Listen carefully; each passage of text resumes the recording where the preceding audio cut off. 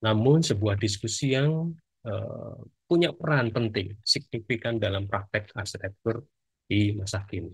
Itu salah satu peran dari kajian sejarah arsitektural.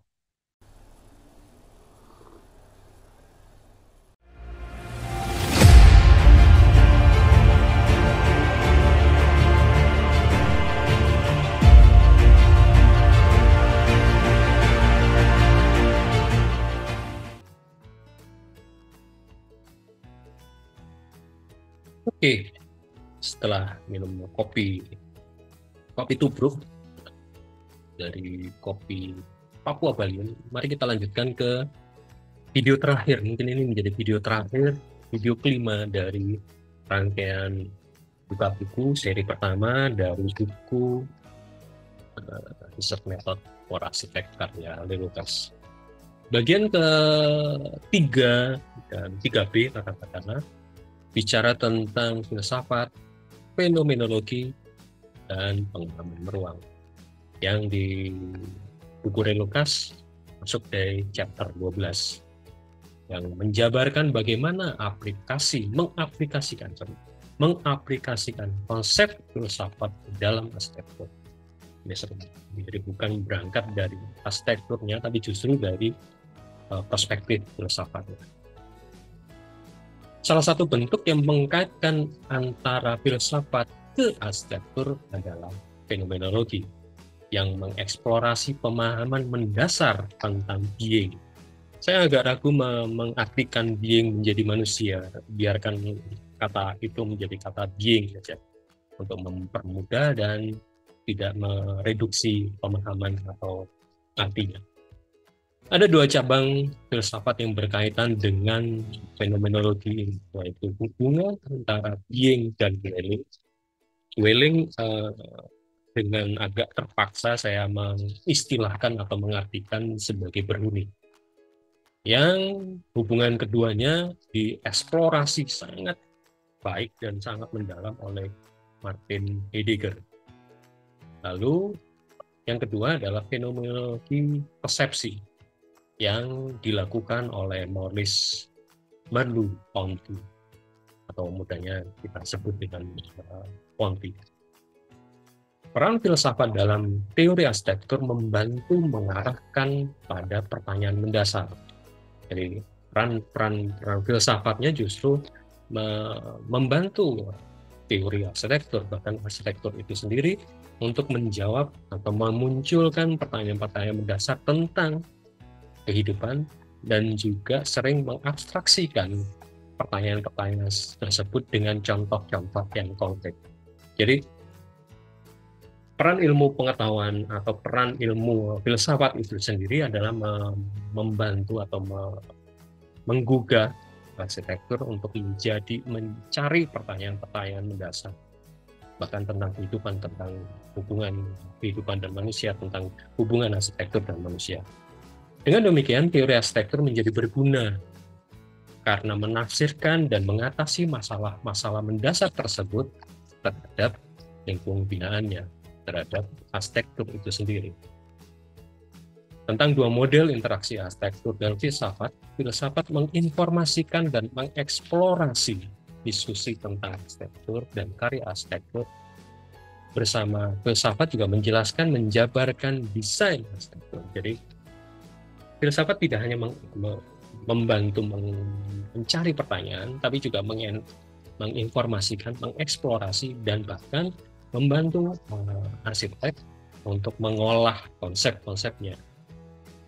Sehingga konsep-konsep arsitektur bisa dijabarkan atau bisa dijelaskan secara lebih mendetail, terutama pada konsep desainnya. Dan model ketiga, ini yang jarang dilakukan, yaitu filsafat yang dijabarkan dari karya arsitektur. Oke, jadi ada 3 model.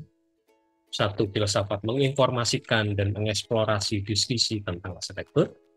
Kedua, karya arsitektur bersama filsafat itu mengeksplorasi atau menjelaskan dan menjabarkan desain arsitektur.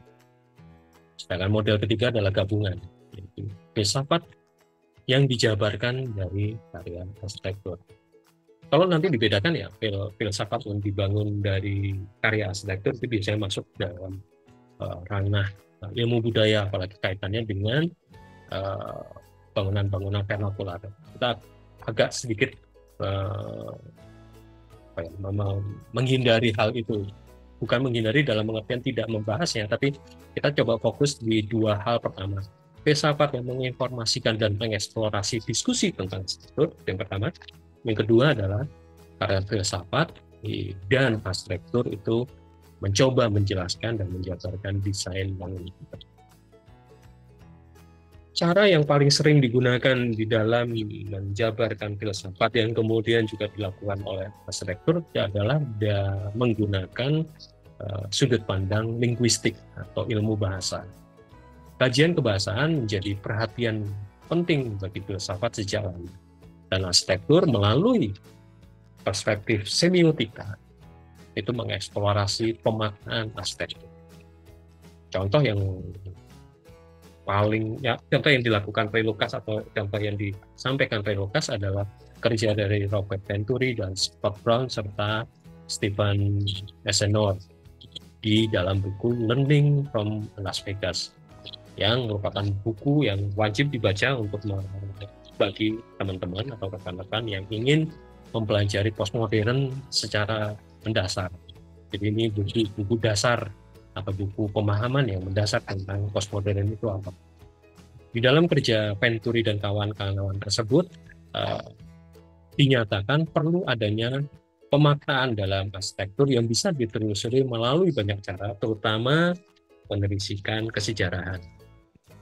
Jadi kesejarahan kemudian dikaji melalui bahasa, studi bahasa atau perspektif ilmu bahasa, terutama dengan semiotikanya, muncul kita pemahaman-pemahaman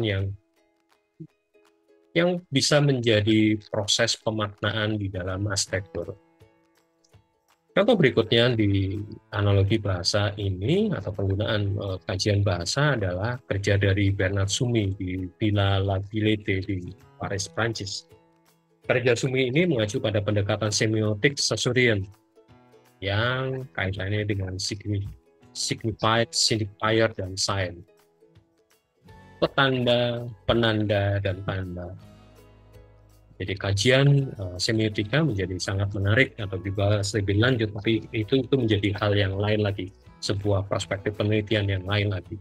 Penggabungan antara ilmu bahasa atau pengetahuan studi perspektif bahasa dalam arsitektur, sebuah ranah tersendiri. Tapi contoh di sini adalah filsafat dan arsitektur sama-sama menggunakan sudut pandang atau perspektif bahasa di dalam mewujudkan atau menjelaskan kajian-kajian penelitiannya.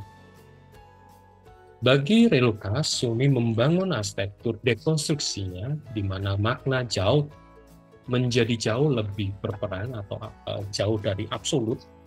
Jadi pemaknaan bukan lagi single tapi majemuk dan terbuka untuk dipahami atau untuk dibongkar lebih.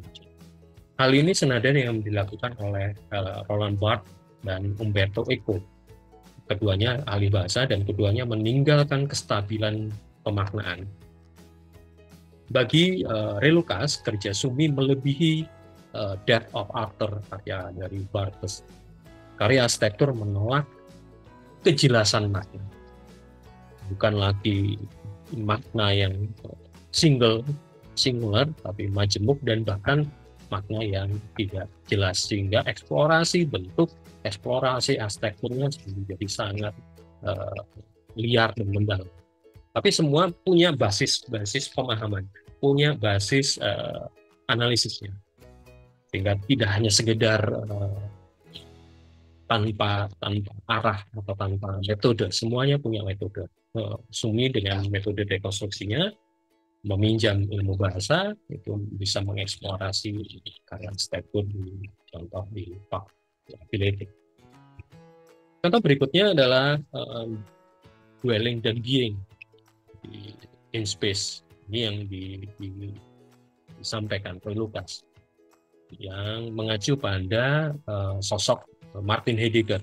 Heidegger seorang filsuf dari Jerman yang memang tertarik dengan arsitektur. Dia melihat betapa pentingnya berhuni dan interaksi antara manusia, teknologi, dan terutama alam.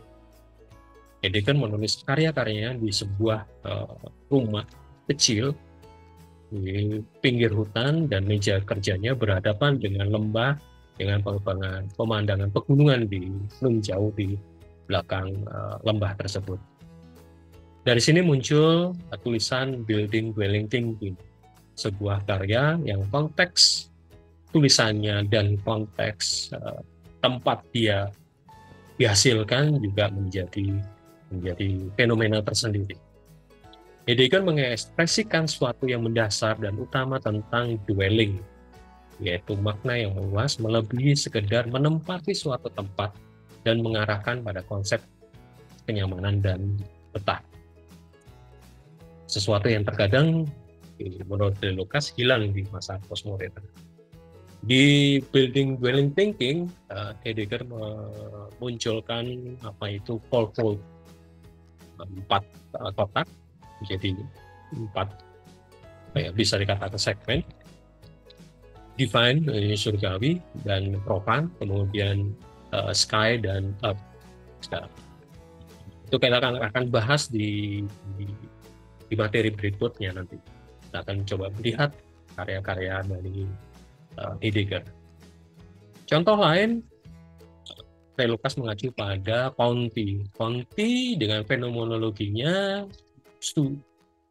fokus pada studi tentang esensi, termasuk adalah definisi esensi itu tersendiri. Jadi Ponti mencoba melihat esensi itu apa? Esensi dari definisi itu sendiri, esensi dari persepsi, atau esensi yang kemana-mana. Ponti mendefinisikan sensasi sebagai sebuah hal yang mendasar dari persepsi. Sensasi ini merupakan abstraksi yang berguna dan bertujuan. Dengan survei arsitektur dan menghasilkan sensasi dalam berbagai variasi atau merangkam proses persepsi, kita dapat memproduksi deskripsi atau definisi yang akurat bagaimana pengalaman itu terkuak atau tersampaikan dari waktu ke waktu. Jadi, kalau Heidegger lebih pada memahami dwellingnya atau berhuninya dan bagaimana interaksi antara manusia dan yang di atas antara manusia dengan yang sifatnya lebih spiritual, kemudian bagaimana manusia berinteraksi dengan teknologinya ketika dia memproduksi dwellingnya, tempat dia tinggalnya, dan dengan alam. Kalau Ponti justru pada bagaimana persepsi itu muncul, bagaimana sensasi itu masuk ke dalam tubuh manusia dan kemudian memunculkan persepsi. Dua hal yang sangat mendasar di dalam pengembangan ilmu arsitektur. Oke, dari dua hal tadi, kita tadi di video sebelumnya bicara sejarah, kemudian video ini bicara tentang filsafat. Khusus tentang filsafat, nanti ada rangkaian seri selanjutnya, yaitu filsafat arsitektur. Ada seri tentang Thinker for Architect, tapi sebelum masuk dalam serial Thinker for Architect, saya akan coba sedikit membahas dengan buku spesial. Kenapa saya katakan spesial? Karena terdiri dari bermacam-macam penulis yang cukup banyak, yang kemudian disebut dengan buku itu diberi judul dengan Rethinking Arsitektur.